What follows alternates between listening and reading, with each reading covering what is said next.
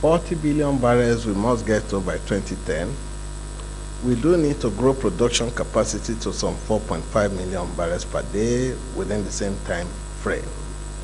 We must maximize oil sector value to the economy, improving the Nigerian capacity and content and enhancing multiplier effect of oil in the economy. More importantly, we must transit from oil industry to an integrated oil and gas industry. We do need to create as much revenues from gas within the decade, and we see what we've done so far. Of course, we do need to address the issue of flaring, and we need to develop market for gas domestically.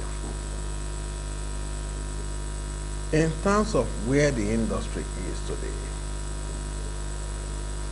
we know that commodity prices are rising. Take oil, take gas, and all these have implications for us here. In terms of snapshots, what do we have on ground? 35 billion barrels of proved reserves, average daily production of 2.4 million barrels per day, installed production capacity some 3 million barrels per day. And of course, you know the type of crude we have. Reserves from the deep offshore is growing over 7 billion barrels. And in terms of total production, we're growing that at some 4% per annum, from some 1.25 million barrels per day a couple of years back in the 70s to 3 million barrels per day today. And right now, the rate of growth is high and higher than the global average. In more recent time, we've added some 750 million barrels per day in oil equivalent terms. That's between 2005 2006. And this means reality check. Everybody knows that Bonga came in, Engr came in, Yoho came in, and we have some small satellite fees. So 790 within 2 years. That's not a small thing. Going forward, we believe that we can do the 4 million barrels per day by 2010 very comfortably. And that is going to come from the joint venture areas as well as the deep offshore areas. And this again means reality check, because everybody knows when Agbami will come on stream. Everybody knows when Bossy will come on stream. We do know when USAN will come on stream. And we do know when Bonga Southwest will come on stream. So when you stack all these numbers up, you'll find out that hitting the 2010 aspiration of 4 million barrels per day is done deal. It's not a big deal. In the gas sector, a lot has transpired between 1999 and now.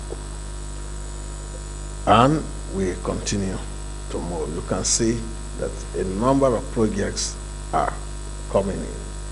And the demand is growing from 5 million barrels per day, 5 billion standard cubic feet per day, to some 20 BCF per day by 2010-2011 threshold. And you see how we are getting there. It's indeed an explosion.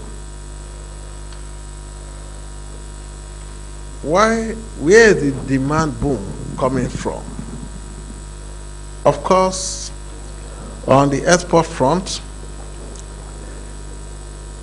LNG, and I will talk about that because there's sustained growth in gas price in key export markets, US, Europe, and Pacific. Now we are beginning to see a new trend, relocating energy-intensive industries close to the source of production. So you are beginning to see the relocation of methanol plants, GTA plants in Nigeria. In the past, we have to export gas to these areas. On the domestic front, the transformation going on in the power sector is something else. And that is challenging us as an industry. We have to deliver gas much more than we were doing in the past.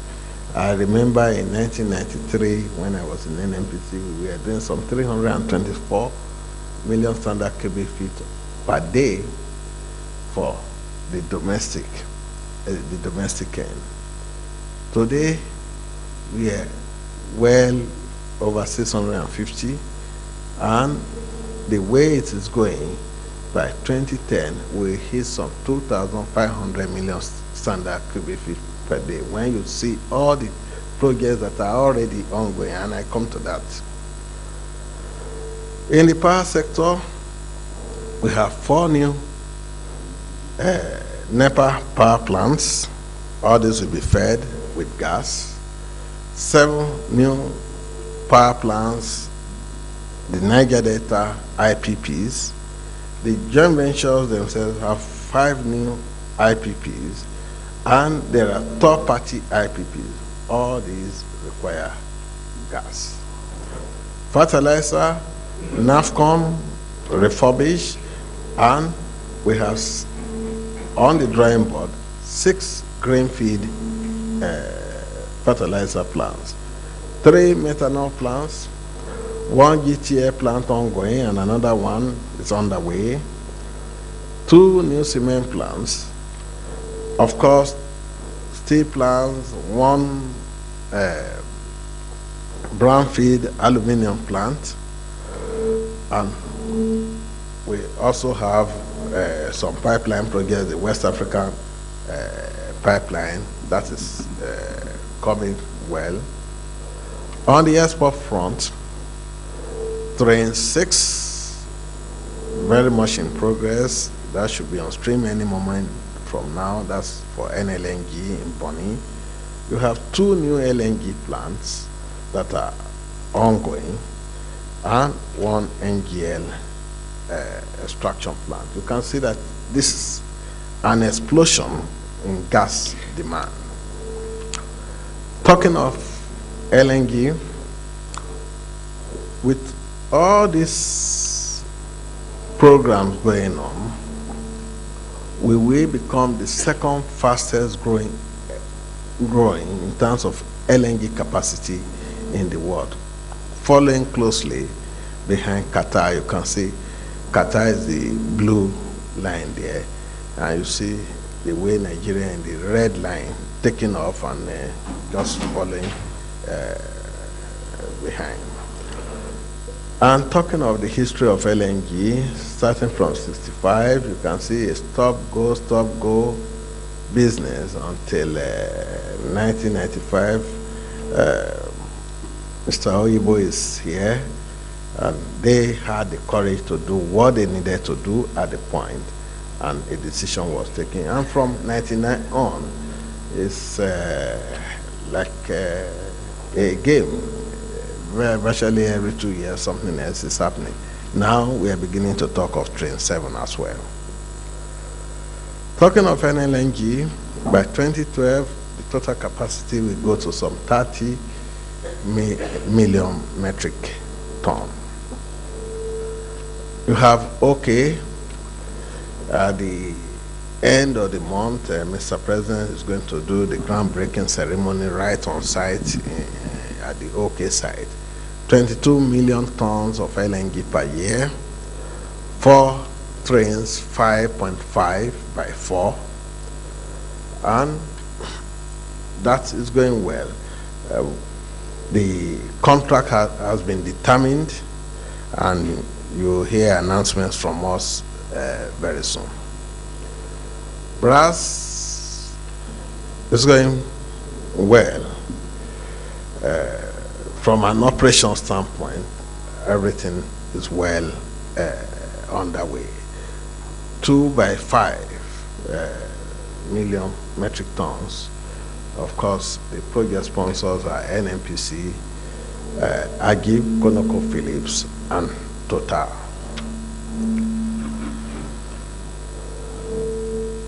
Sometimes before the end of the month or so, Mr. President will be commissioning the West African gas pipeline, which is going to start with an initial capacity of 200 million standard cubic feet per day, and that will grow to some 580 million standard cubic feet per day. In terms of investment, in the next 2-3 years, we'll be spending close to 67 billion.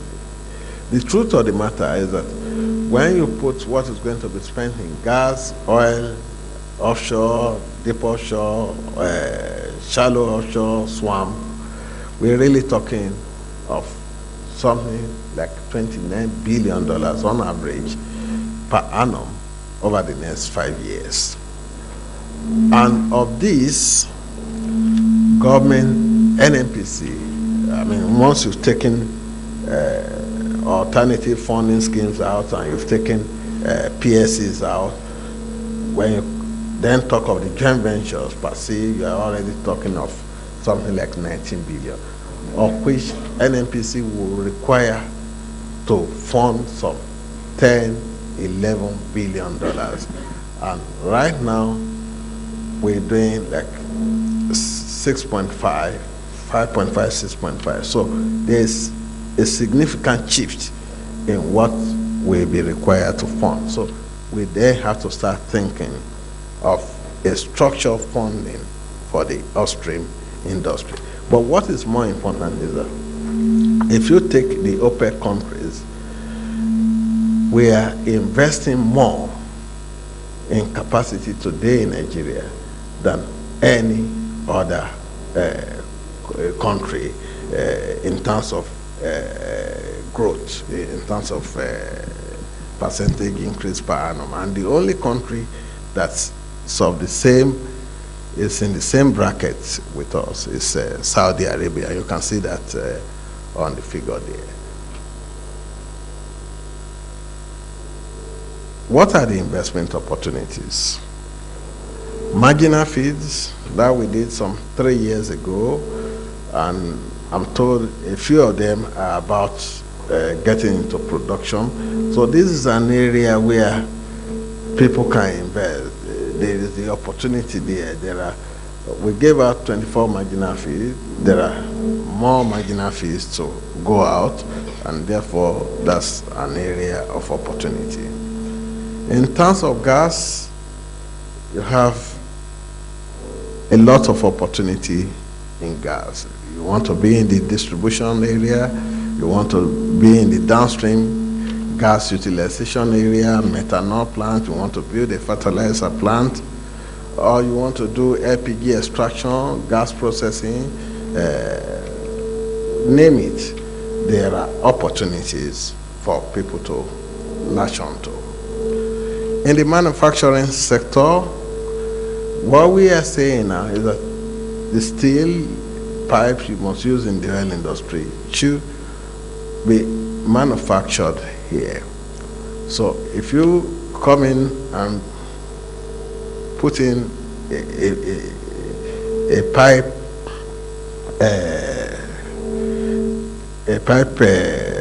manufacturing plant, that will help. We will patronize you. There is enough job for you. Fabrication, 150,000 metric tons of fabrication tonnage per annum. Current in-country capacity is less than 25,000 metric tons. So if you have a fabricating plant and you can come to Nigeria and invest, then there is business to do. In fact, we are not just inviting you, we've gone even beyond that. We have approval from council, which says, if you come in on it and you are investing in Nigeria, then we can find a way of giving you the first job on a negotiated basis, so that will help you stabilize, because in the first few years it's not easy for you, the newcomer, to compete with those who are already established. So if you come in then we can see how you get the first job, and we get the pricing done in a manner that is transparent, other than asking you to go through the rigors of competition. And we are already beginning to test that out with one or two fabricators now. So if you have any area of opportunity and you are ready to invest in Nigeria, then you can talk to us in NNPC and we see how this can work for you. Procurement services, over 25 billion worth of procurement services annually. There's an area you want to look into. Engineering services, in terms of current capacity, 1.5 million man-hours. But with all the engineering jobs that we can see today, we require 4 to 5 million man-hours per annum. So there is a gap. It's not enough to say you must do this in Nigeria, you must do that in Nigeria. We went beyond that and we said, what do we have on ground? Gap analysis. This is what we have on ground. This is our aspiration. The gap between the two, we must find a way of dealing with it. In terms of number of human beings, in terms of facilities, name it. So in all the different sectors, we had this type of report. If you take skilled engineers, we have 1,000 on ground. With the aspirations we've laid out, we require some 3,600 to do that. In terms of engineering companies with 500,000 man-hour minimum capacity, that is world-class engineering company, there's not a single one on ground to meet our aspiration of do this, do that in country. You require at least 5 or 6. So this is an area of opportunity that if you're an engineering company and you want to establish in Nigeria, we can help you build up very rapidly. Of course, railing chemicals, barytes, bentonite provides opportunity. Biofuel initiatives, we're talking of ethanol. The launch program is, the seeding program is going ahead. The first import should be arriving any moment from now, and we're discussing with a number of interested parties for the ethanol program. And this is our 5-year goal in terms of biofuel.